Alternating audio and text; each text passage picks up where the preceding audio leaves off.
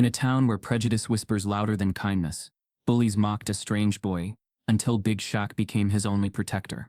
This is a story where judgment gives way to courage, where Big Shaq stands tall to shield strange boy from the shadows. When cruelty strikes, true strength is not in fists, but in standing firm for what's right. Before we deep dive into this interesting story, subscribe to our channel and tell us where are you watching from. Share in the comments below. Shaq O'Neal, a towering figure in both stature and spirit, steps out of his luxury car onto the cracked pavement of his childhood Louisiana hometown.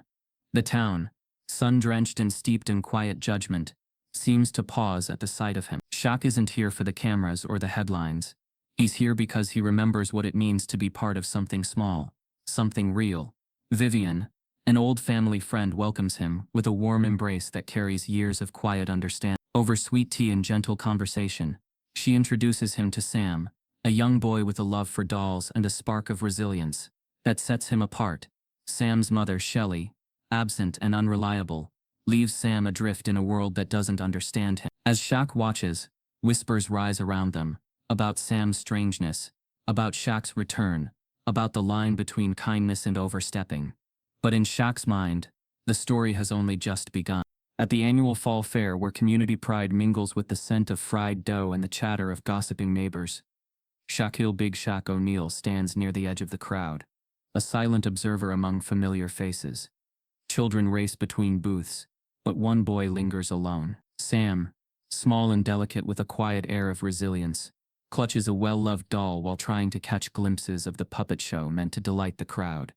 Instead of delight, though, Sam receives whispers, low, sharp, and cruel. Adults cast sideways glances, muttering about Shelley's odd son, their words soaked in ignorance. Shaq's eyes narrow as he watches a group of older boys, egged on by smirking adults, circle Sam, taunting him not with overt aggression but with snide comments and exaggerated gestures that drive Sam further into himself. Sam's fragile fingers tighten around the doll, his chin lifting in an almost imperceptible act of defiance, but his small shoulders tremble with the weight of being mocked. Shaq, accustomed to the roar of arenas and the weight of public scrutiny, feels a different kind of pressure here, one rooted in quiet, insidious cruelty that cuts far deeper than overt hostility. Vivian appears at Shaq's side, her voice low and laced with a blend of affection and warning. "You see what they do to him?" she says, her gaze fixed on Sam, as if willing the boy's strength through sheer will. "They see his difference as weakness. They'll eat him alive if someone doesn't step in." Her eyes flicker to Shaq, assessing him not as the celebrity he's become, but as the man she once knew, the boy from this very town, who fought his own battles of acceptance and respect. "This town doesn't forget, Shaq," she continues, her voice dropping as she leans closer. "They don't forget what they think is right, and what they think is wrong. No matter how much money you've made or how many hearts you've won outside of here. This place, it clings to old ways. They'll never forgive his difference, and they'll expect you to look the other way, because that's what everyone does." Shaq remains silent, watching as Sam retreats to a corner of the fairgrounds, his doll tucked close to his chest, as he tries to disappear. The boy's small frame casts a long shadow in the afternoon sun, and Shaq feels an unfamiliar knot tighten in his chest. He isn't a stranger to injustice on or off the court, but witnessing it so raw, so personal in a child's trembling shoulders rattles him. As the sun dips lower, casting warm light across the fair, the laughter of the crowd grows louder, drowning out Sam's silent struggle. A woman with a sharp tongue and a louder laugh mutters within Shaq's earshot, "Poor thing, shouldn't be allowed to parade around like that. It's just not natural." Her words, casual and cruel, echo louder in Shaq's mind than any stadium roar ever could.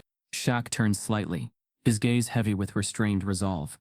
He's a man who built an empire on discipline, a public figure who understands the politics of silence. But here, in this small corner of Louisiana where history's weight presses down hard and unrelenting, Shaq feels the stirring of something he hasn't felt in years, a need to protect, to stand up when it's easier to walk away.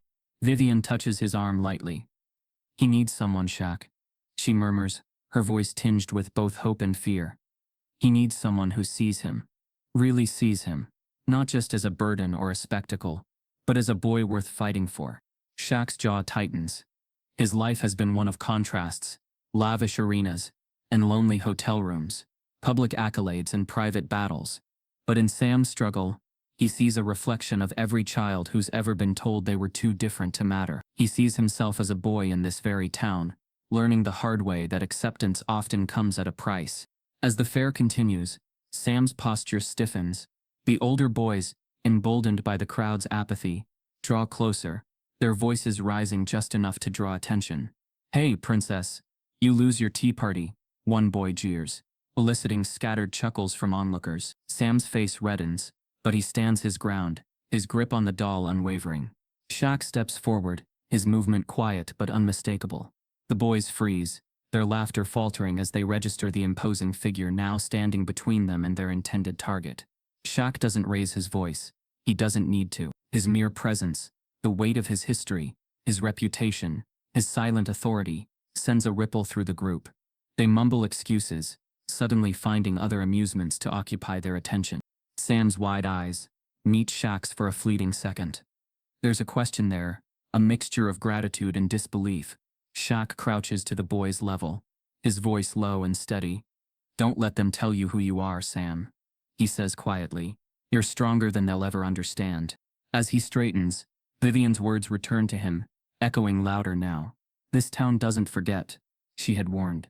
But Shaq knows that memories aren't the only things that linger in a place like this. So do kindness, courage, and the quiet, unwavering decision to stand up for those too small to stand alone. The fair's lights flicker on, as dusk settles over the town, casting long shadows that blur the lines between right and wrong, between hero and bystander. Shaq watches Sam rejoin the fair, his steps hesitant, but firmer than before. The whispers haven't stopped, but they're quieter now, tempered by the presence of a man who's willing to be more than just a distant protector. Vivian catches Shaq's eye as she passes, her expression a mix of pride and worry. "You've made yourself a target," she murmurs, her voice barely audible beneath the fair's rising hum. "You sure you're ready for what comes next?" Shaq's smile is small but resolute. "I've been ready for a long time," he replies softly, his gaze never leaving Sam's small figure weaving through the crowd. They just didn't know it yet. As the night deepens and the fairground's glow paints the sky in shades of gold and shadow, Shaq stands steady. He's no longer just a visitor in this town. He's a presence, a shield, a quiet force that promises, even if only to himself, that this boy at least won't face the world alone. The battle lines are drawn, not with fists or fury, but with a simple, unwavering decision to stand beside Sam, no matter how the town whispers or how heavy the cost. The theme is clear, stitched into the fabric of this small town tapestry. Prejudice thrives in silence, but courage speaks loudest when it's quiet. Shaq's resolve solidifies in the fading light. The conflict is not one of fists or fury. It's the subtle, insidious battle against small minds and hardened hearts. And Shaq is ready. The morning light filtered through the kitchen window of Vivian's modest home, spilling golden warmth across the worn linoleum. Shaq, dressed casually in jeans and a plain gray tee, stood by the sink sipping coffee, his massive frame almost comically out of place amid the cozy clutter of Vivian's kitchen. He wasn't here to play the celebrity. The world outside might know him as Big Shaq, the basketball legend and business magnate. But here in this small Louisiana town where his roots still whispered beneath the surface, he was simply Shaq, a man with history, humility, and a quiet yearning for purpose. In the corner of the living room, Sam perched cross-legged on the old armchair, his hands busy untangling the ribbons of a princess doll. The boy's delicate features were set in concentration, his brow furrowed, lips pursed as he worked. His hair fell in soft curls over his forehead, and he wore a faded t-shirt emblazoned with a cartoon princess, the sleeves too long for his small arms. Sam's world was quiet, but it shimmered with resilience, a place where his love for dolls and stories wasn't just play, but an assertion of self in a world too eager to judge. Shaq watched him for a moment, taking in the boy's fragile determination, before stepping closer. "That your favorite doll?" he asked gently, his deep voice softened with genuine curiosity. Sam glanced up, a flicker of hesitation crossing his face. But something in Shaq's open expression, the absence of judgment, encouraged him. "She's Penelope," Sam murmured, his voice barely above a whisper. "She's brave and kind, and she always wins in the end." Shaq's lips curved into a subtle smile. "Sounds like a hero to me," he said, crouching to meet Sam's gaze. "You like stories with heroes?" Sam nodded, his eyes shining for the first time that morning. "Yes, I want to be brave like Penelope. Well, Sam, Shaq said, his tone serious but warm, you already are. In the days that followed, Shaq made a point of being present.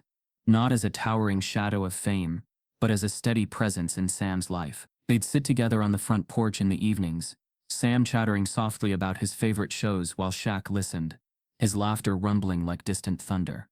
When Shelley returned home, her movements jittery, her eyes darting and unfocused, Sam's stories would taper into silence. Shaq, ever perceptive, noted the boy's subtle shift, the way his shoulders hunched, the way his hands trembled just slightly, as he set his dolls aside.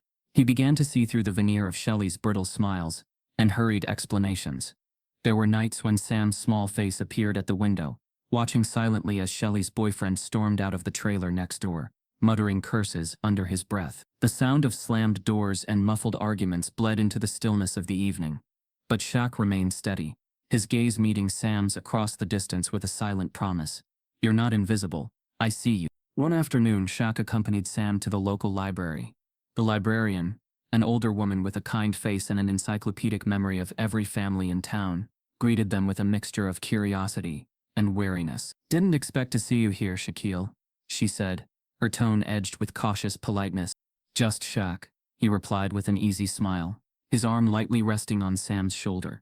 Thought we'd check out some books. Sam here's got a lot of stories he wants to read. The librarian hesitated, her gaze flicking to Sam's worn princess-themed backpack, then back to Shaq's calm expression. After a moment she nodded, the tightness in her shoulders easing. Of course, let me know if you need help finding anything. As they browsed the shelves, Sam's excitement bubbled over. He chattered about his favorite fairy tales, his voice growing more confident with Shaq's quiet encouragement. When he found a copy of The Brave Princess and the Enchanted Forest, his face lit up. This one's my favorite, he said breathlessly, holding the book out as though presenting a treasure. Shaq knelt, examining the cover. Looks like a good one, he said, tapping the illustration of the princess with his finger. Want me to read it to you later? Sam's grin widened, his earlier shyness dissolving into a tentative trust. Yes, please, he whispered. Meanwhile, the whispers in town grew louder. The sight of Big Shaq walking hand in hand with a boy in a princess backpack didn't sit well with the old-timers who clung to narrow definitions of masculinity and propriety. In the corner store, Shaq overheard murmurs about Sam's oddness, about Shelley's failings, about how Shaq should know better than to get involved. He ignored them outwardly, but inwardly, each word tightened the coil of resolve in his chest. At Vivian's, Shelley's behavior grew more erratic. She would disappear for days, leaving Sam to fend for himself, then return with hurried apologies and vague promises of doing better. Sam never complained. His quiet endurance spoke volumes. Shaq watched the boy's resilience with a mix of admiration and quiet heartbreak.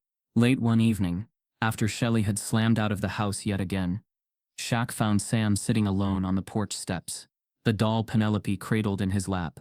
The boy's cheeks were damp with silent tears. But he didn't make a sound. Shaq lowered himself onto the steps beside him, his broad shoulders a comforting presence in the cool night air. You don't have to be brave all the time, Shaq said softly, his voice a gentle rumble in the stillness. It's okay to feel sad. It's okay to want someone to listen. Sam wiped his face with the sleeve of his shirt, his voice tremulous. She says I'm too sensitive, that I make things harder. Shaq's jaw tightened, but his tone remained calm. That's not true. You're just yourself, and that's enough. More than enough. Sam leaned against Shaq's side, his small body trembling. Why do people hate me? He asked, the rawness of the question cutting through the quiet. Shaq's heart clenched. They don't understand, he said quietly, and sometimes people fear what they don't understand. But that doesn't mean you're wrong. It doesn't mean you don't belong. The stars overhead seemed to shimmer brighter in the silence that followed, as if offering their quiet blessing. In that moment, with the town's judgment murmuring beyond the property lines, Shaq made a silent vow to Sam, not just to be a presence, but to be a protector, to stand tall where others whispered and to offer the boy not just comfort, but the certainty of being seen, valued, and cherished.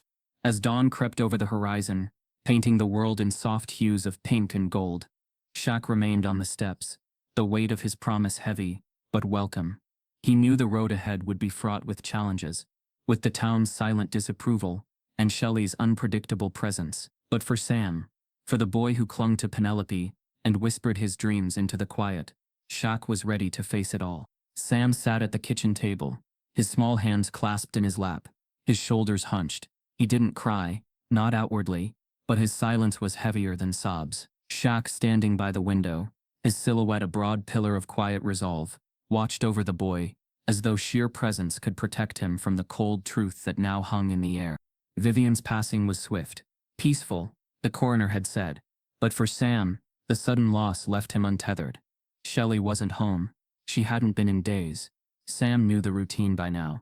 The whispers of her returning, the clatter of angry voices, the slammed door when she inevitably left again. Today was different though. Today there was no Vivian to assure him things would be all right. And for all his resilience, Sam was still a child, his world abruptly shrunken by the loss of the one steady adult in his life. Shaq's gaze shifted from Sam's slumped form to the window beyond, where the thin morning light painted streaks of gold across the lawn. In that moment, the weight of responsibility settled squarely on his shoulders. He wasn't just a visitor to this town, wasn't merely passing through to reconnect with old ties. He was here, and he couldn't turn away from the quiet devastation seated at that kitchen table. By mid-morning, word of Vivian's death had rippled through the community. Neighbors offered condolences tinged with curiosity, peeking past Shaq's towering frame for glimpses of the fragile boy left behind. Whispers followed them down the street as Shaq guided Sam to the small chapel, where Vivian's funeral was hastily arranged.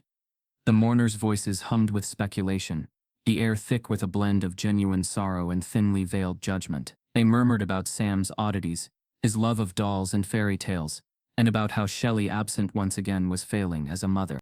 Shaq remained a solid, steady presence beside Sam, his hand a reassuring weight on the boy's thin shoulder. When the service concluded, and the last of the mourners filed out into the gray afternoon, Shaq knelt to meet Sam's gaze. "You don't have to go back to that trailer, Sam," he said softly, his voice low but firm. "Come stay with me.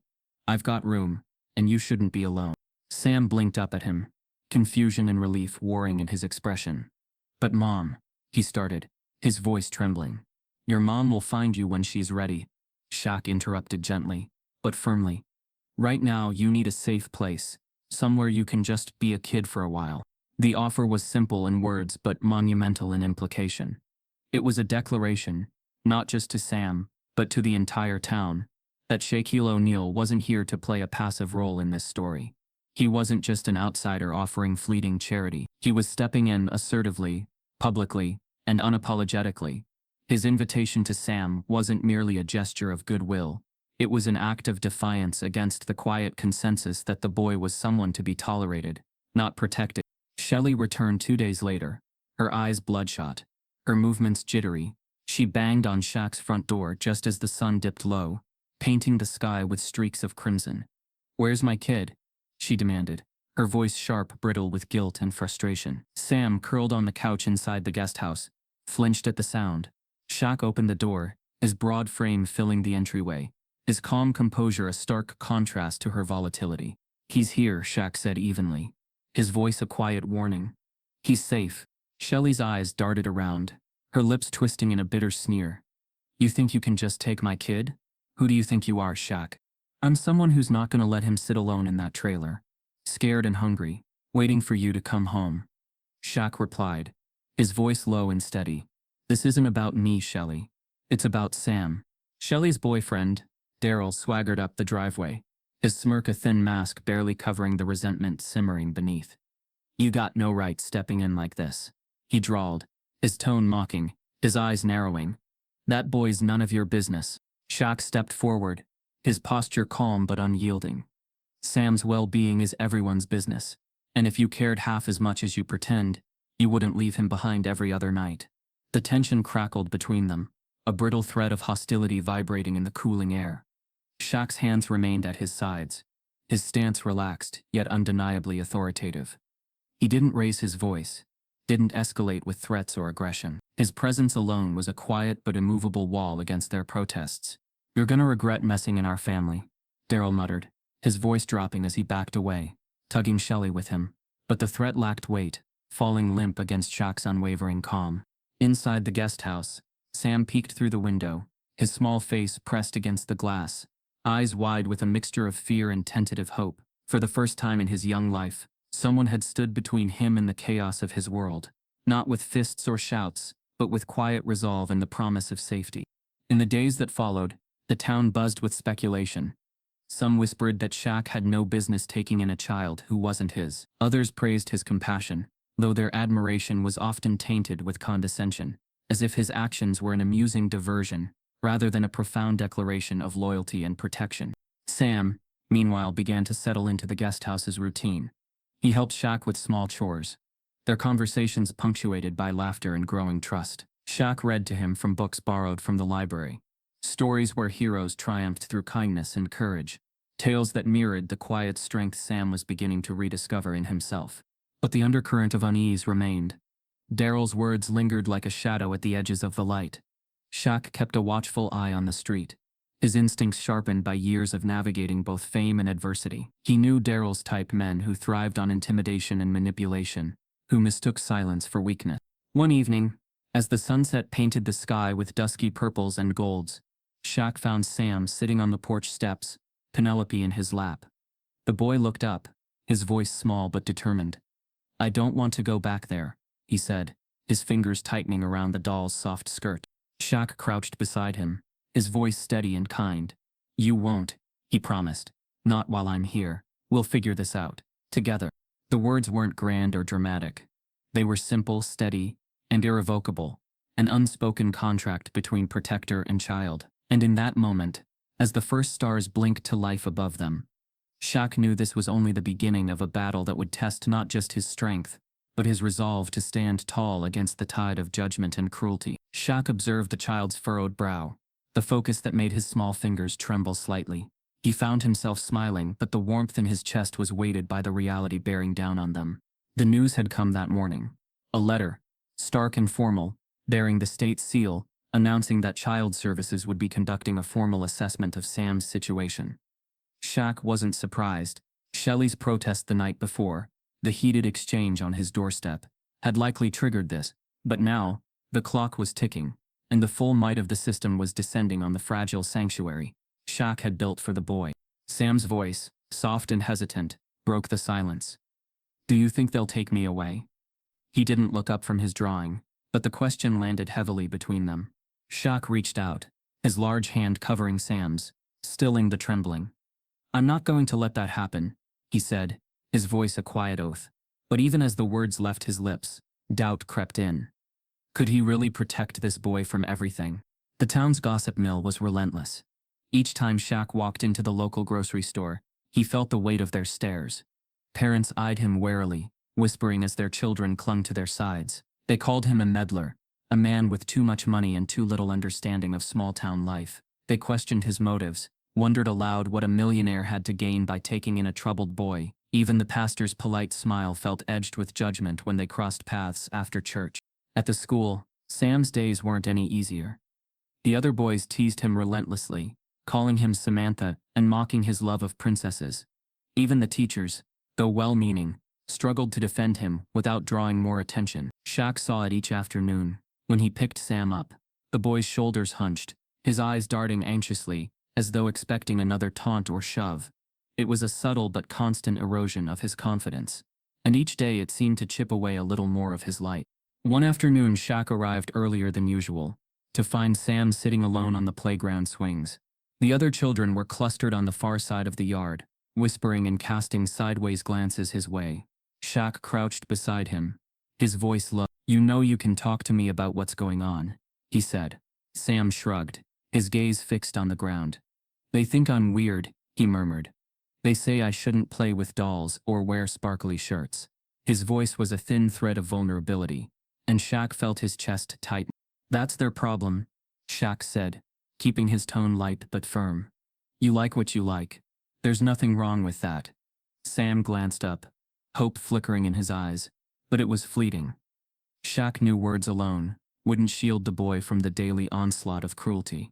That night, as he sat in the guest house after putting Sam to bed, Shaq stared at the legal forms spread out before him.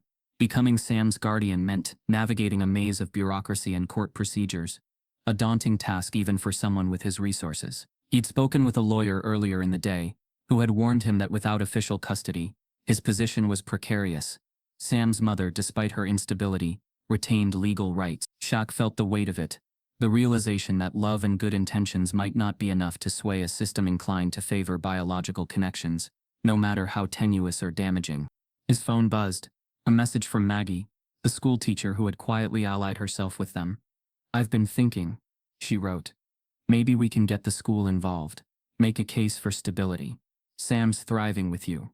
That should count for something." Shaq read the message twice, then typed back a simple reply. "Thank you.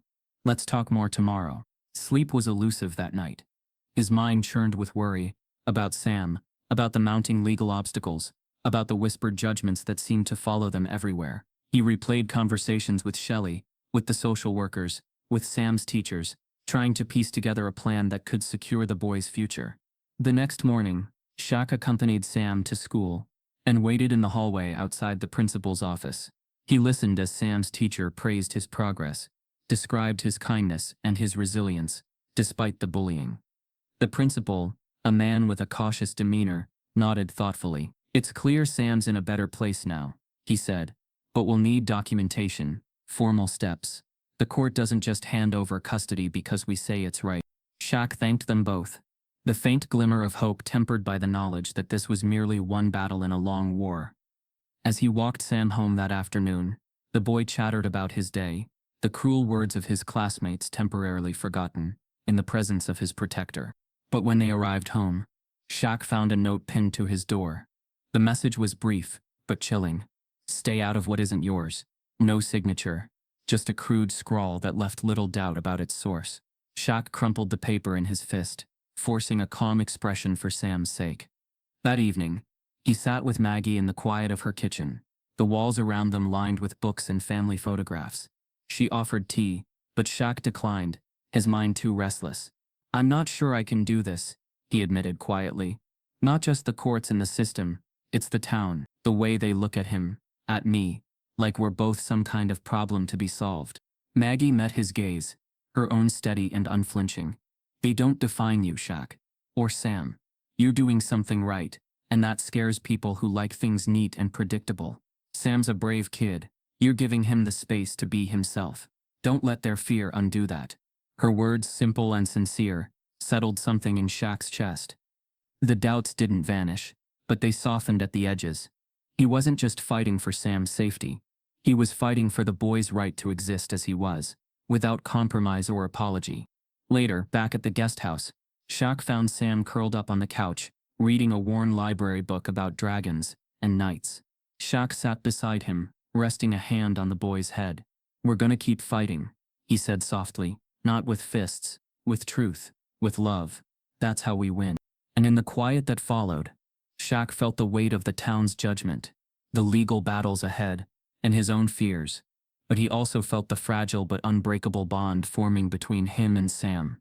A bond built not on shared blood, but on shared courage. And that, he realized, was worth every battle to come. After a cruel cutting incident at Sam's school, where classmates mocked him so brutally that he fled into the bathroom and refused to come out, the town's whispers grew louder. Word traveled quickly, and Shaq found himself cornered by rumors of Sam's humiliation. It wasn't just teasing, but a calculated cruelty that left Sam in tears and retreating from the world. The story reached Shaq's ears as he sat in his guest house, where he had been planning to write a proposal for a new community center. The moment the news reached him, his fingers froze over the keyboard. The proposal was abandoned as his mind flooded with fury and concern. Shaq drove through the town's narrow streets, the glow of the neon signs blurring with the intensity of his focus. He pulled up outside the dimly lit bar where Daryl and his usual circle of friends were known to gather. The bar's windows were fogged over with condensation, and the laughter from inside pierced the night's quiet. Shaq stood at the threshold for a moment, his broad silhouette backlit by the street lamp. He inhaled slowly, grounding himself, but the fire of righteous anger flared behind his composed face. Inside, the bar fell into a hushed murmur as his towering figure crossed the floor. Daryl, with his usual smug smirk, leaned against the counter, drink in hand. "Look who decided to play hero," Daryl slurred slightly, his voice thick with mockery. "Come to defend your little princess?" Shaq's gaze hardened, his jaw tightening. He stepped closer but kept his hands at his sides, his voice low but carrying an unmistakable steel. Sam is a child. He's more of a man than you'll ever be, and this town is watching.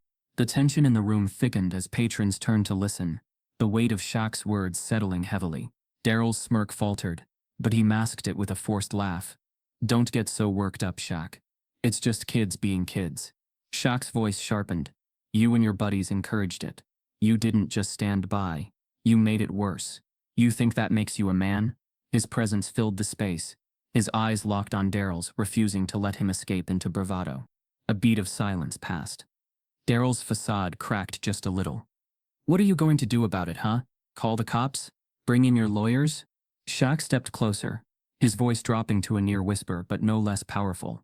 No, I'm going to make sure this town sees you for who you really are. You'll never have a safe place to hide your cruelty again. The words were not a threat but a promise, delivered with a calm that was more unsettling than any raised voice. The patrons shifted uncomfortably, the air thick with tension. Even the bartender paused, his hand hovering over a glass as if waiting for a sign to intervene. But Shaq's demeanor was composed, his eyes unwavering. He didn't need to raise his voice, didn't need to resort to threats. His quiet resolve was enough to pierce through Daryl's shallow bravado. Daryl, sensing the growing disapproval in the room, tried to shrug it off with a muttered insult. But the damage was done. The bar's atmosphere shifted palpably, the weight of Shaq's words echoing in the patrons' minds. Without another word, Shaq turned and left the bar, his steps measured, leaving behind a room stunned into silence. As he stepped into the cool night air, his heart still thundered in his chest.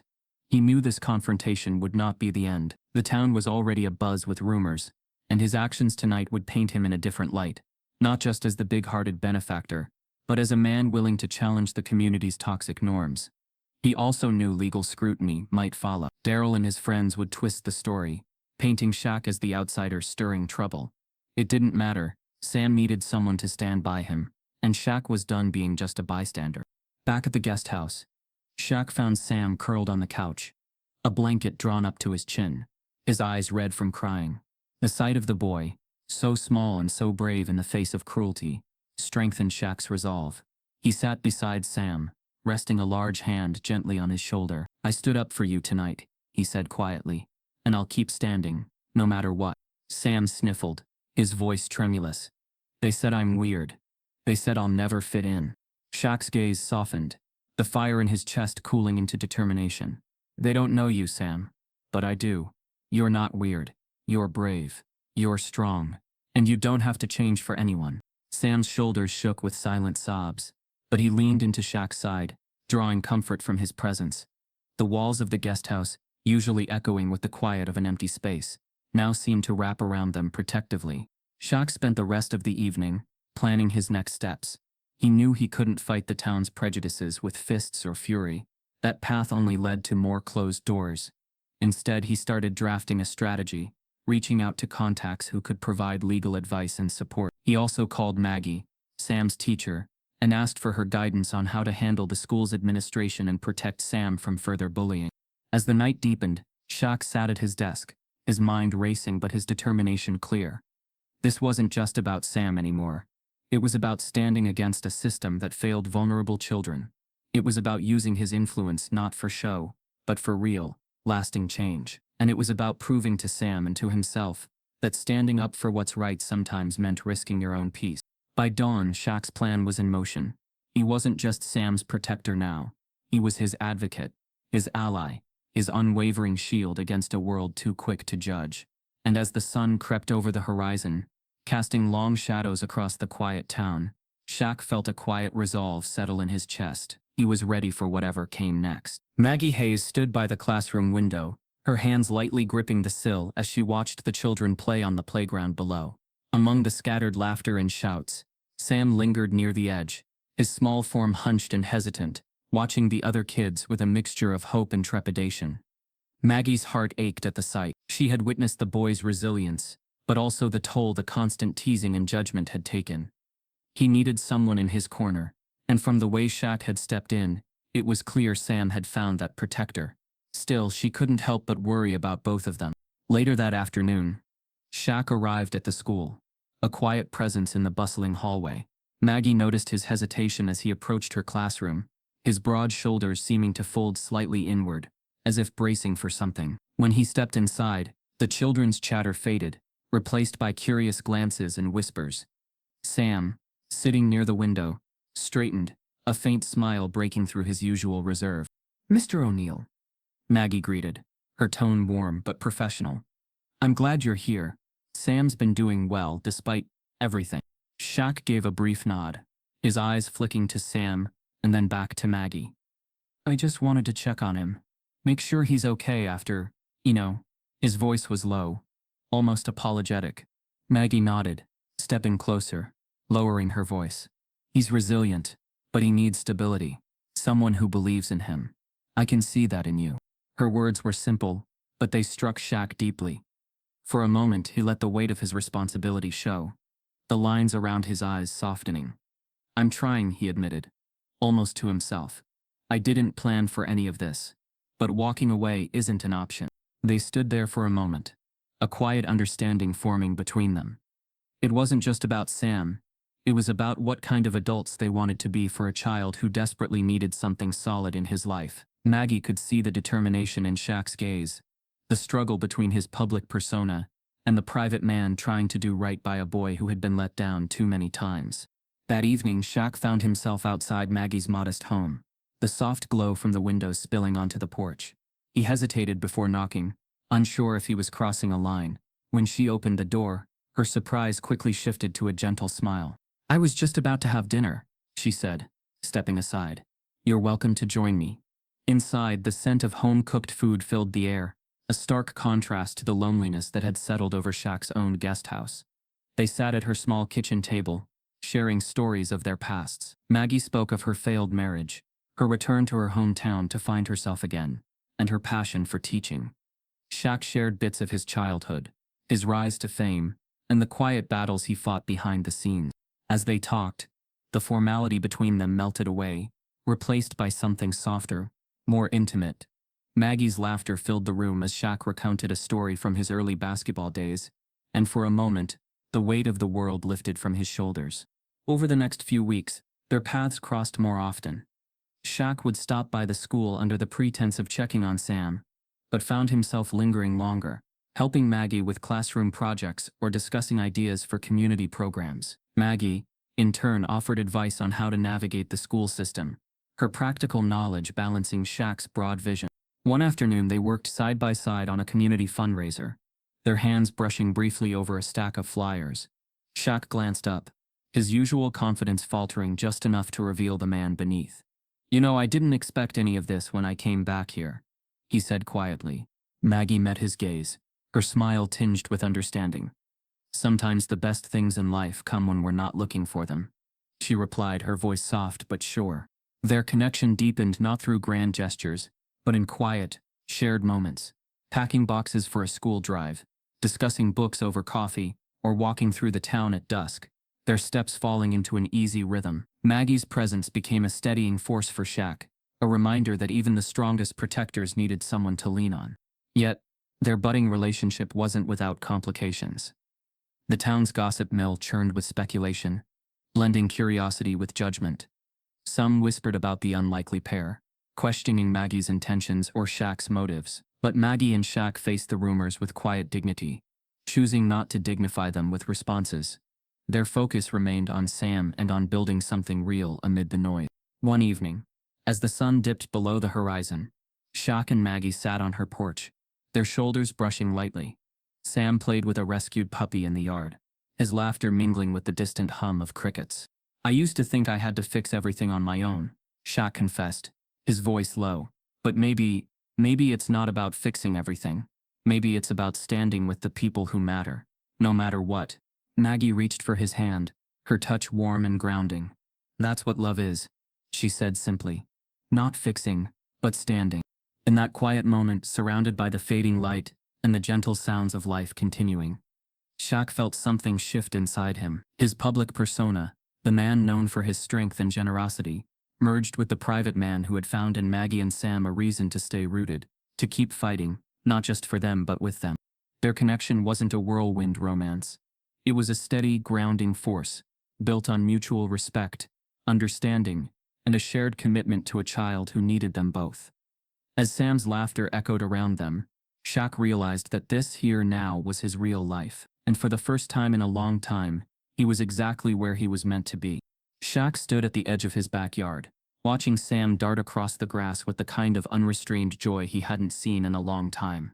The afternoon sun painted everything in warm gold, and the air buzzed with the scent of fresh-cut grass and blooming wildflowers. Sam's laughter rang clear as he twirled in his makeshift princess cape, his energy a stark contrast to the quiet sadness Shaq had first witnessed in the boy. Shaq grinned, his deep voice cutting through the air. "Hey, little man, or should I say little princess? Show me that twirl again." Sam beamed and spun faster, the fabric of his cape fluttering behind him like a banner of defiance. These moments became the heart of their days. In the mornings, Shaq would drive Sam to school, both of them sipping on orange juice as the radio hummed old-school tunes. Sam would chatter about his favorite cartoons and the stories he made up, and Shaq would listen, offering the occasional laugh or a thoughtful question that made Sam's eyes light up. In the afternoons, they'd work on Sam's writing, Shaq guiding his hand as they penned the letter to the Fairy Princess Club. "Tell them why you love the show, and don't forget to ask them to let you join," Shaq would remind him, his tone both playful and supportive. Sam's determination to write each word neatly spoke volumes, a quiet rebellion against the voices that had tried to silence him.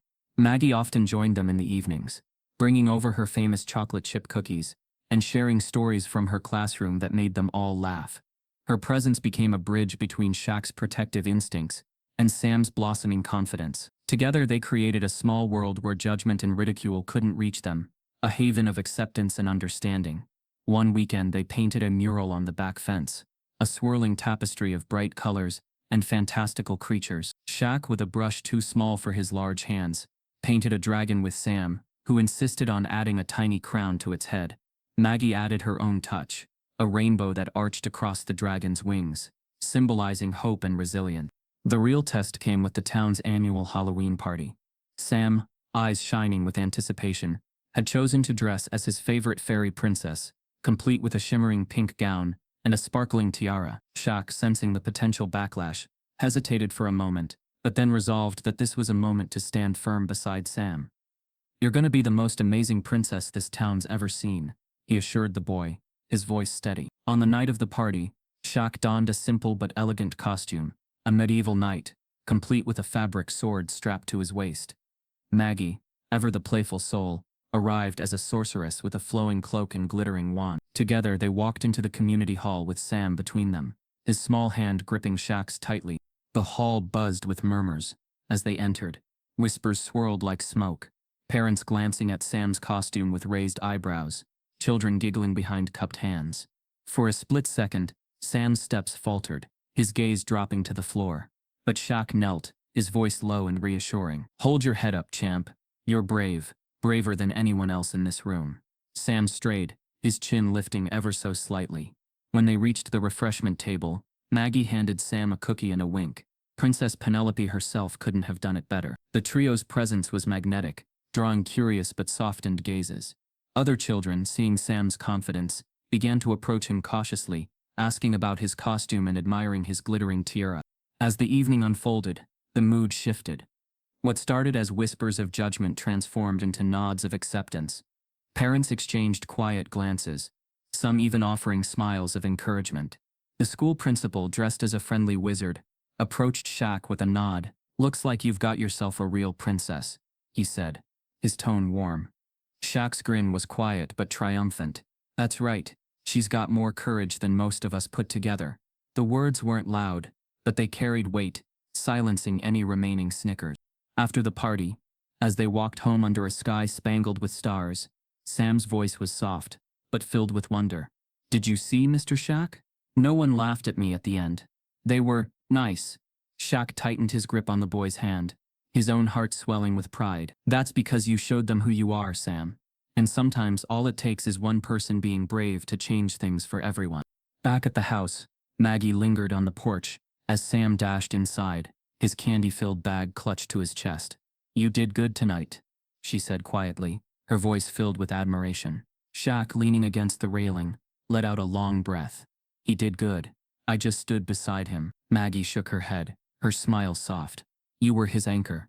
Sometimes standing beside someone is the bravest thing of all. In the days that followed, the ripple effect of the Halloween party spread through the community.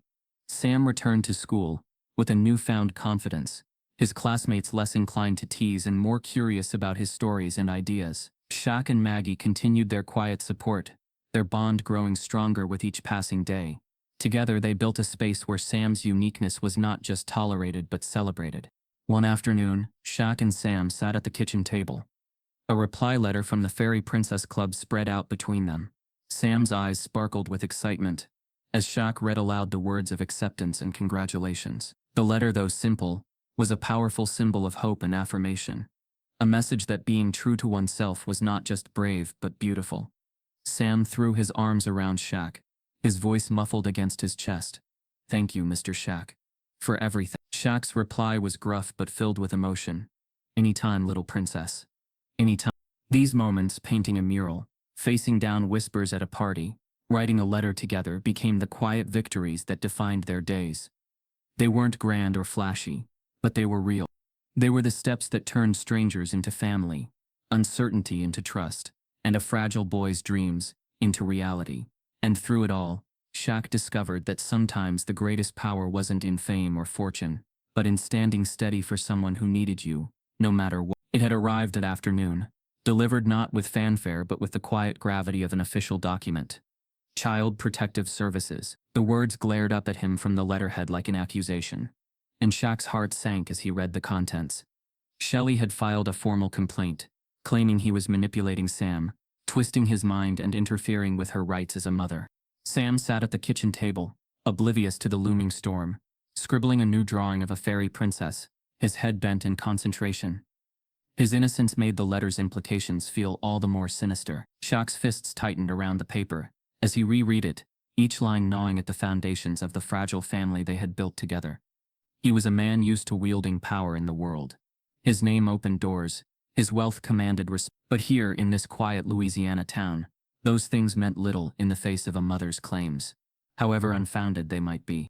That evening, Shaq called Maggie, his voice low and tight with suppressed frustration. Maggie, I got a letter today, from CPS. Shelley's accusing me of manipulating Sam, of trying to turn him against her. Maggie's sharp intake of breath crackled through the line. She did what? She whispered, disbelief coloring her tone. Shaq sighed heavily, the weight of the accusation settling deep in his bones. I can't just wave my money at this, Mags. I need to prove I'm fit to care for him, that I'm not trying to take her place. But the courts, his voice broke and he swallowed hard. They don't know me, not really. They just see a rich outsider stepping in where they think I don't belong. Maggie's response was firm. Then we make them see who you really are. You're not just some celebrity passing through. You're the only one standing up for Sam. And that means something. Her words offered a sliver of hope, but Shaq knew the road ahead would be steep. He'd seen the way some in the town still looked at him, skeptical, wary, as though waiting for him to slip up. This latest turn of events wasn't just about Shelley's false accusations. It was about proving to everyone, including himself, that he was more than his public persona. The next day, Shaq stood outside the courthouse, dressed in a dark suit that contrasted sharply with the casual warmth of the southern morning. Sam clutched his hand tightly, his small face pale and anxious. Inside the courtroom was a world of hushed whispers and sharp glances. Shelley sat across the aisle, her expression a mixture of defiance and desperation. She looked tired, her eyes shadowed, but her posture was stubbornly straight. Her lawyer, a man Shaq recognized from local gossip, leaned close to her, whispering something that made her smirk faintly. When Shaq took the stand, his voice was calm, but each word carried the weight of his determination. I'm not here to replace Sam's mother, he said quietly. I'm here because I care about this boy, because he deserves to grow up in a home where he's safe and loved. I may not be his blood, but I'm his family. His eyes sought Sam's across the room, offering a silent reassurance that made the boy's shoulders relax ever so slightly. The judge listened intently, his expression neutral but thoughtful. Shelley's lawyer countered with claims of Shaq's supposed manipulation, painting him as a man using his wealth to control the situation. Shaq's jaw tightened, but he held his composure. When it was Maggie's turn to speak, She stepped forward with quiet grace, her testimony a blend of professionalism and heartfelt conviction. "I've seen firsthand how Shaq treats Sam," she said, "with respect, patience, and love. He's not manipulating him, he's protecting him from a situation that's been spiraling for far too long." Despite their best efforts, the judge's decision was cautious. He acknowledged Shaq's sincerity and Shelley's maternal rights, but the law favored blood ties and a cautious approach. Sam would remain in Shelley's custody, pending further review. The words felt like a punch to the gut, and Shaq's shoulders sagged as he absorbed the blow. Sam's face crumpled, his small body tensing as though bracing for the inevitable. After the hearing, Shaq crouched to meet Sam's eye level, his voice low but steady. "Hey champ, this isn't over. We're not giving up, okay?" Sam's lip trembled, but he nodded, his trust in Shaq unwavering. "Okay, Mr. Shaq," he whispered. The ride home was quiet, the silence punctuated only by the hum of the tires on the road and the occasional sniffle from Sam. At the house, Shaq sat on the porch steps long after Sam had fallen asleep, his head bowed in thought. The system was bigger than him, and his wealth, his connections felt insignificant against its grinding machinery. But giving up wasn't an option. The next morning, Shaq returned to the courthouse with a new resolve. He filed an appeal, determined to challenge the decision. Maggie offered her support, gathering statements from neighbors and school staff who had witnessed Shaq's care for Sam. Even some of the town's more skeptical residents began to soften, their memories of Shaq's quiet acts of kindness outweighing the rumors and whispers. In the days that followed, the community's perception shifted subtly. Parents who had once crossed the street to avoid Shaq now offered nods of acknowledgement. At the grocery store, the cashier slipped a note into his bag. "We're rooting for you and Sam." It wasn't a landslide of support, but it was a start. Shaq's humility deepened with each step.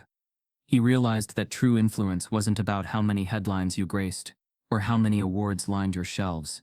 It was about consistency, about standing firm in the face of injustice, about showing up every day for someone who needed you.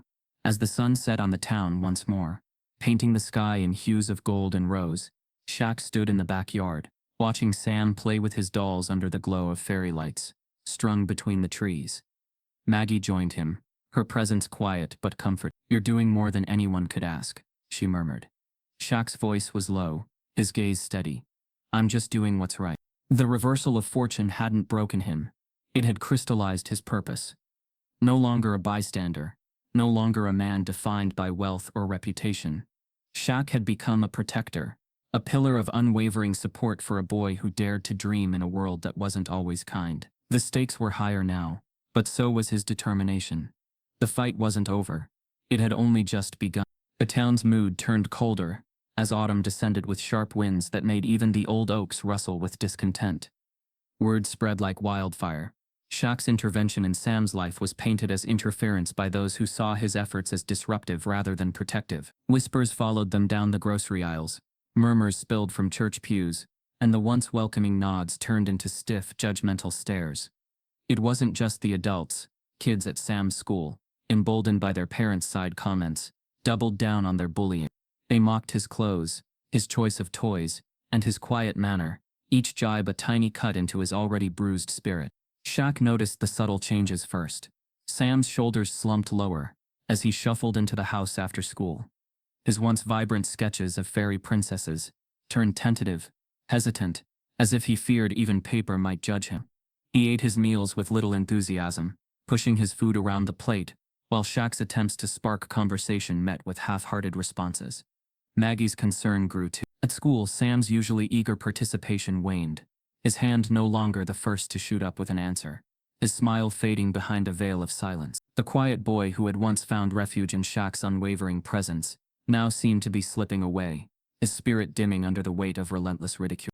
One afternoon, as Shaq picked Sam up from school, they encountered Daryl leaning against his truck in the parking lot, his smirk cold and eyes glinting with thinly veiled malice. "How's the little princess today?" he drawled, loud enough for others to hear. Shaq's jaw clenched, but he kept his voice level. "We're doing just fine, Daryl. Just fine."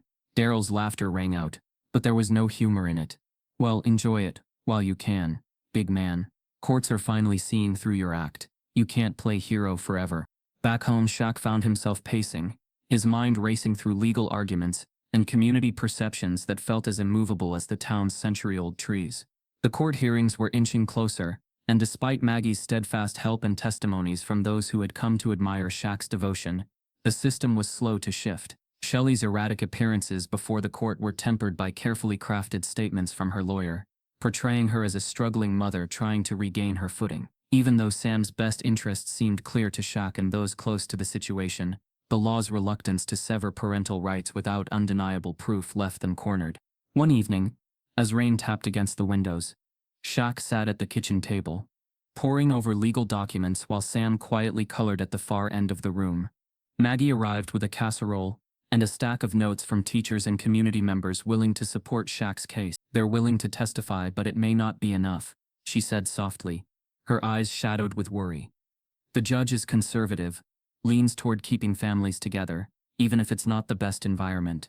Shaq sighed, his large hands pressing against his temples. I can't let them take him back to that chaos. He deserves stability. He deserves to be himself." The tension reached a fever pitch when Sam, after a particularly bad day at school where his classmates destroyed his princess drawings and mocked him, withdrew completely. He refused to eat dinner, curled into himself on the couch, and when Shaq tried to reassure him, Sam whispered, "Maybe it would be better if I just went back to Mom's. Maybe then everyone would leave me alone." The words, fragile and broken, shattered Shaq's composure. He knelt beside Sam, his voice thick with emotion. Hey now, don't you ever think that, champ? You don't have to change who you are to make them stop. You're perfect just the way you are. I see you, Sam, and I'm not going anywhere." That night, Shaq lay awake, listening to the creaks of the old house and the rhythmic patter of rain on the roof. He realized that no amount of wealth or celebrity could shield Sam from the town's prejudice. It wasn't about him being Big Shaq anymore. It was about standing in the line of fire, taking the heat, and showing Sam that love meant fighting, even when the odds were stacked against you. The following morning, a subtle but undeniable shift occurred. A neighbor who had previously kept her distance approached Shaq with a bag of fresh produce and a quiet word of encouragement. "My daughter told me what happened at school," she murmured. "It's not right. We're behind you." Though the gesture was small, it sparked a flicker of hope. Maybe, just maybe, the tide of opinion was beginning to turn. But the pressure from Daryl and his cronies escalated. Anonymous calls were made to CPS, each filled with exaggerated concerns about Sam's welfare in Shaq's care. Rumors swirled that Shaq was spoiling the boy, that he was trying to turn him into someone he wasn't meant to be. Even Shelley, seeing her grip on the situation slipping, doubled down on her claims, painting herself as a mother desperate to reclaim her child from the clutches of a manipulative outsider. Shaq faced these mounting pressures with a determination forged in quiet resolve. He consulted with Maggie and local advocates, filing petitions, gathering support, and preparing for the inevitable showdown in court. The legal maze was daunting, but what weighed heavier on his heart was Sam's growing despair. The boy's lightheartedness, his stubborn sparkle, was flickering dangerously low. One evening, as they sat together on the porch, under a bruised sunset sky, Sam hesitated before speaking. "Do you think they'll make me leave?" he asked, his voice barely above a whisper. Shaq drew a slow breath, steadying himself. "I don't know what the court will decide," he said honestly, "but I do know one thing. I'm not giving up on you. Not now, not ever." Sam leaned against his side, the weight of the world pressing down on his small shoulders. But in Shaq's embrace, he found a flicker of strength.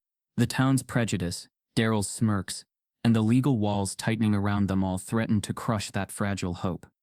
But as Shaq gazed out over the quiet street, watching the first stars blink into view, he felt the steel in his spine solidify. The bad guys might be closing in, but he wasn't backing down.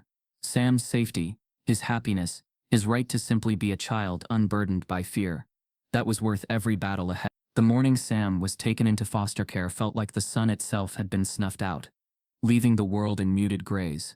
Shaq had been making pancakes in the kitchen when the knock came, sharp and unrelenting.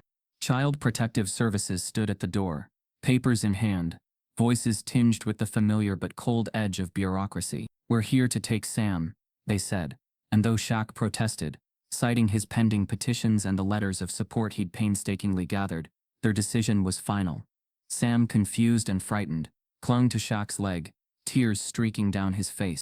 "Please don't let them take me," he whispered, voice so thin it was almost lost to the wind. But Shaq, towering and strong as he was, could do nothing but kneel, trying to steady his own shaking hands as he whispered reassurances that felt as empty as the echoing silence that followed Sam's departure. For hours after, Shaq sat alone in the kitchen, the plate of pancakes untouched and growing cold. His wealth, his name, his carefully cultivated reputation, none of it had been enough to protect the boy who had become his family. Every time he closed his eyes, he saw Sam's pleading face and heard his small voice saying, "Please don't let them take me." It haunted him, echoing in his mind louder than the ticking clock on the wall. He blamed himself, cycling through everything he could have done differently. Should he have fought harder in court, called in favors, made more noise? Should he have kept Sam hidden away, safe from prying eyes? The weight of these questions settled on his shoulders, pressing him down until even his broad frame felt too small to bear it. When Maggie arrived, her knock was softer than CPS's had been, but Shaq barely registered it. She stepped inside without waiting for an answer, carrying a bag of groceries in the quiet, steady presence of someone who understood heartbreak. She found him at the kitchen table, head bowed over his folded arms. Gently, she touched his shoulder. "Shaq, you can't blame yourself for this," she said, but her voice wavered as though she too was trying to believe it. "You did everything you could. Sam knows that." Shaq lifted his head, eyes rimmed with exhaustion. "Everything I could wasn't enough," he said hoarsely. "I'm supposed to protect him, Maggie, and I failed." Maggie sat across from him, folding her hands in front of her. "Do you remember what I said when we first met?" she asked quietly.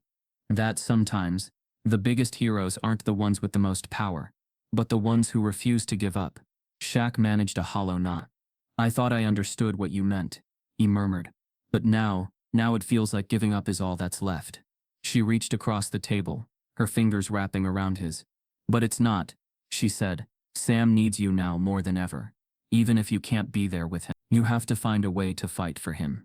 Shaq, not with your fists, not with your name, but with your heart." Those words lingered long after Maggie had left, the house sinking into silence once more. Shaq sat in Sam's empty room, the bed neatly made, the drawings of princesses still pinned to the wall. He ran his hand over the covers, feeling the absence of the small boy who had brought color into his life. His thoughts drifted back to the first time they'd met, when Sam had offered him a shy smile and asked, "Are you a giant?" Back then it had made Shaq laugh. Now it made his throat tighten with grief. He realized he hadn't just lost a child to the system. He'd lost the laughter, the dreams, the sense of hope that Sam had brought into his life. As dusk fell and the sky turned a bruised purple, Shaq stood on the porch, watching the horizon darken. Neighbors passed by, some nodding politely, others casting curious glances, but none daring to approach. They didn't see the quiet war raging behind his composed expression. He was fighting the weight of despair, the pull of giving in to the narrative that said he was powerless. But Maggie's words gnawed at him, stubborn and insistent. Refused to give up. That night, Shaq found himself sitting at his desk, sifting through paperwork, court documents, letters of support, community petitions. His hands trembled slightly as he picked up a photograph of Sam, taken at the Halloween party where he'd dressed as a princess, eyes bright and fearless. The memory stung, but it also ignited a tiny ember in Shaq's chest. Sam had been brave that day, defying the whispers and stares, choosing to be himself no matter the cost. Could Shaq do any less? Could he, who had stood tall in the face of basketball stadiums packed with roaring crowds, really crumble before a system that needed someone to challenge it? The resolve was slow to take hold, but once it did, it was unshakable. Shaq realized that his fight for Sam wasn't over. It was just entering a new phase. He might have lost this battle, but the war for Sam's future was still his to fight. He thought of the connections he hadn't yet called in, the community leaders he hadn't yet approached. There were still avenues to explore, voices to rally, stories to tell, and there was still Sam's spirit to nurture, even from a distance. Shaq would write to him, visit whenever allowed, remind him that he wasn't forgotten, wasn't alone. He would show Sam that love didn't disappear just because the system tried to separate them. As the moon rose high over the quiet town, Shaq finally let himself weep. Not from defeat, but from the deep, overwhelming love he felt for a boy who had taught him what true courage looked like. And as he wiped his tears and sat straighter in his chair, a quiet determination took root. This wasn't the end. It was just the darkest part of the night before dawn. And Shaq, the man they called Big Shaq, would stand tall, waiting for the first light to break through. The days blurred into a monotonous haze, each one marked by a new wave of frustration and quiet determination. Shaq, never one to let obstacles deter him for long, found himself rising before dawn, his phone already buzzing with messages from Maggie and other allies. His mornings were spent navigating calls to community members, arranging for statements of support, and meticulously gathering the evidence that might finally tilt the scales of justice in Sam's favor. The more he learned about the intricacies of the legal system, the more he realized how high the stakes were. Sam's safety, his right to live authentically and without fear, hung in the balance, and Shaq wasn't about to let that go uncontested. One afternoon, while combing through a stack of old paperwork from Vivian's files, Shaq discovered something unexpected. A note scribbled in her careful handwriting tucked between church donation receipts. It mentioned Shelley's past run-ins with social services, outlining incidents that had previously gone overlooked. It wasn't damning on its own, but it painted a pattern of instability that the court hadn't considered. This was a crack in the foundation that he could use, a thread to pull that might unravel the facade Shelley had been hiding behind. Determined, Shaq reached out to Shelley, arranging to meet her at a neutral location, the small deserted park where Sam used to play under Vivian's watchful eye. When she arrived, her face was drawn, her clothes rumpled, and her eyes carried the weight of regret. "I can't believe you're still trying to take him from me," she said bitterly, arms crossed over her chest. But Shaq's voice remained calm, measured. "I'm not trying to take him, Shelley. I'm trying to save him. You know better than anyone that Sam deserves more than what's been happening. This isn't about me, it's about him." For a moment Shelley wavered. Her defenses cracked just enough for Shaq to see the woman beneath the chaos, the mother who, for all her flaws, still loved her son but couldn't provide the stability he needed. He appealed to that part of her, speaking not as a millionaire or a public figure, but as a man who had come to love Sam as his own. "You know he's not safe where he is. The courts need to hear the truth from you. Help me help him." Reluctantly, Shelley agreed. The following days were a blur of preparation. Maggie, ever the steady hand, helped Shaq organize witness statements from teachers, neighbors, and community members who had seen firsthand the care and consistency Shaq had provided for Sam. Even the school principal, once hesitant, agreed to testify about the improvements in Sam's behavior and confidence since Shaq had stepped into his life. The tide was shifting, but it was a delicate balance that could tip either way. Shaq's legal team advised caution, warning that while community support was invaluable, it wouldn't outweigh Shelley's parental rights unless she willingly ceded custody. The risk was enormous. If Shelley changed her mind at the last minute, all the carefully constructed arguments could collapse, leaving Sam trapped in a cycle of instability. But Shaq, bolstered by Maggie's quiet encouragement and his own unwavering love for Sam, chose to believe in the power of truth. As court day approached, Shaq stood before a small gathering of townsfolk at the community hall, a place where just weeks before he had been met with suspicion and resentment. Now he spoke candidly, sharing his journey not as a public figure but as a man transformed by love and responsibility. "I didn't come here to be a hero," he told them. "I came here because a little boy needed someone to stand by him. Sam has shown me what courage looks like. Now it's my turn to be brave for him. I can't do this alone. I need your support, your voices, your willingness to tell the truth." The response was hesitant at first, but as Shaq's sincerity resonated, one by one, heads nodded, and voices murmured agreement. The community, once quick to judge, now saw the depth of his commitment. Even those who had whispered behind his back began to recognize the genuine bond between Shaq and Sam, a bond built not on obligation but on love. On the eve of the hearing, Shaq stood by the window of his home, watching the quiet street bathed in moonlight. He felt the weight of the coming day press down on him, heavier than any trophy or accolade he'd ever earned. Maggie joined him, her presence grounding and steady. "You've done everything you can," she said softly. "Now it's up to them." Shaq nodded, but his jaw tightened. "I just want him to come home. I want him to know he's safe, that he doesn't have to hide who he is." As the first light of dawn crept over the horizon, painting the sky with shades of gold and pink, Shaq dressed in his best suit, not to impress the court, but to stand tall for Sam. He carried with him a folder of evidence, letters of support, and most importantly, a heart brimming with unwavering love. This wasn't about pride or reputation. It was about proving that love, when chosen over pride, could be the most powerful force of all.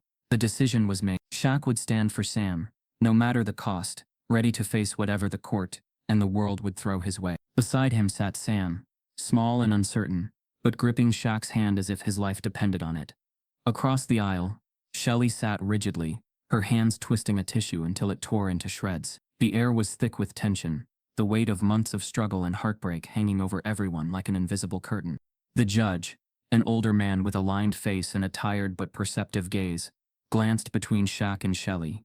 "This court has heard compelling arguments from both parties," he began, his voice measured and deliberate. "It's clear that Sam's welfare has been at the heart of these proceedings, but it is also clear that the stability and unconditional love this child needs have been consistently provided by Mr. O'Neill." For a fleeting moment, the courtroom seemed to hold its breath. Shaq tightened his grip on Sam's hand, feeling the boy's pulse quicken under his touch. Shelley let out a choked sound, her face crumpling as realization dawned. The judge continued, his tone softening but retaining its authority. "Miss Shelley, your love for your son is evident, but the court must consider his long-term well-being. Mr. O'Neill has demonstrated not only his willingness but his capacity to provide a nurturing, supportive environment. Therefore, the court grants full custody of Sam to Mr. O'Neill." A collective exhale rippled through the room. Sam turned to Shaq, his eyes wide with a mix of relief and disbelief, and for the first time in what felt like forever, a genuine smile broke across his face. Shaq crouched to meet his gaze, his voice trembling with suppressed emotion. "You're coming home with me, buddy," he whispered, and Sam threw his arms around his neck, clinging as if afraid the moment might shatter like glass. Shelley, her resolve broken but her love for Sam undiminished, approached them hesitantly. "I'm sorry, Sam," she murmured, her voice cracking. "I thought I was doing what was best, but you deserve better than I can give you right now." Sam, his small hands trembling, nodded but didn't let go of Shaq. There was no bitterness in his gaze, only a quiet understanding that love sometimes meant letting go. The days that followed felt surreal. The weight of the court's decision lifted an invisible burden from Shaq's shoulders, but he remained grounded, determined to ensure Sam's transition was smooth and filled with moments of light and laughter. They packed up Vivian's house with Maggie's help, sorting through old memories while making room for new ones. Sam's belongings, once scattered and uncertain, found their place in Shaq's home, where they were met with acceptance and care. One crisp morning, as autumn leaves painted the streets in fiery reds and golds, Shaq found a small envelope in the mailbox, addressed to Sam in glittering script. Sam's heart leapt as he tore it open, revealing a letter from the Fairy Princess Club. The words, bright and full of promise, invited Sam to join their circle, congratulating him on his bravery and his unwavering spirit. Tears sprang to Sam's eyes, and he turned to Shaq, holding the letter as if it were a golden ticket. "They said yes," he whispered, his voice thick with disbelief and joy. Shaq knelt beside him, his arm draped protectively around Sam's shoulders. "Of course they did," he said with a smile. "They see you for who you are. A bright, strong, amazing kid who doesn't let anyone dim his light." Sam beamed, the letter clutched to his chest as though it were a symbol of not just acceptance from the outside world, but a tangible reminder that his dreams were valid and worth chasing. The community, once wary and judgmental, slowly shifted their stance. Maggie continued to be a steady presence, her gentle guidance helping both Shaq and Sam navigate this new chapter. At school, Sam's classmates, inspired by his resilience and the unwavering support of his protector, began to see him in a new light. The whispers and teasing diminished, replaced by tentative curiosity and, eventually, acceptance. On weekends, Shaq and Sam played basketball in the driveway, the rhythmic bounce of the ball echoing like a heartbeat against the quiet neighborhood. They shared stories, made plans for the future, and found comfort in the simple everyday rituals of family life. The bond between them, once forged in adversity, now thrived in the warmth of genuine love and mutual respect. Shaq's presence in the town evolved from that of an outsider to a trusted figure who had proven, through actions rather than words, that true strength lies in compassion and dedication. His relationship with Maggie blossomed naturally, grounded in shared values and an unspoken understanding of the importance of community and belonging. Together, they built a support network for Sam, ensuring he was never alone, never voiceless, and never without someone to turn to. The final scene unfolded on a quiet evening, as the sun dipped low, casting a golden glow over their new home. Sam sat at the kitchen table, his Princess Club letter propped up beside his school books, while Shaq prepared dinner, the comforting clatter of pots and pans filling the air. Maggie arrived with a smile, carrying a freshly baked pie, her presence a welcome and familiar one. They gathered around the table sharing stories and laughter, the simple meal a celebration of resilience, acceptance and the unwavering power of love. As the camera pulled back, capturing the tableau of found family bathed in the soft light of home, the story settled into its final note, a testament to the idea that family isn't defined by blood or circumstance, but by the choice to stand beside each other through every storm until the sun finally breaks through. Shaq, Sam, and Maggie stood in the backyard, a space once filled with uncertainty and now transformed into a sanctuary of belonging. The grass was soft beneath their feet, the garden blooming with late-season flowers, and the sky above painted in streaks of lavender and rose. Sam, his small hands trembling with excitement, held an envelope with his name written in flowing script. His eyes sparkled with anticipation as he slowly tore it open, revealing the bright, welcoming words of acceptance from the Fairy Princess Club. Maggie leaned closer, her smile warm and genuine, her hand resting lightly on Sam's shoulder. Her presence, steady and nurturing, grounded the moment with a quiet strength. Beside her, Shaq crouched to meet Sam's gaze, his broad frame a comforting presence, his face softened with a rare vulnerability, a quiet pride shimmering in his eyes as he watched Sam's expression shift from cautious hope to unrestrained joy. "You did it," Shaq murmured, his voice low but steady, carrying a weight of meaning that reached far beyond the simple acknowledgement of Sam's acceptance. Sam's lips parted in a grin so wide it seemed to catch the last rays of sunlight. "They said I'm in," he whispered, the words tasting of freedom and validation. "They said they're proud of me." The letter trembled in his grasp, the paper delicate but carrying the weight of dreams. It wasn't just about the club. It was about being seen, accepted, and valued for exactly who he was, without compromise. Shaq reached out, gently steadying Sam's hand, as if anchoring him in the present, ensuring he felt safe to bask in his moment of triumph. Maggie's hand slid over Shaq's. The three of them connected in a quiet tableau of resilience and love. "We're all proud of you," Maggie said softly, her voice threading through the quiet backyard like a promise. "And not just for this letter, but for being brave enough to be yourself. That's what makes you special." The camera lingered on their faces, the pure, unguarded happiness on Sam's, the quiet pride and warmth radiating from Shaq and Maggie. It captured the simple yet profound image of a family forged not by blood, but by choice and love. The backdrop of the setting sun framed them, the world bathed in golden light, as though acknowledging the quiet revolution that had taken place. In this moment, prejudice and judgment faded into irrelevance, overshadowed by the luminous power of acceptance and unity. Sam, his confidence blooming in the safety of their embrace, lifted the letter high above his head as if it were a trophy.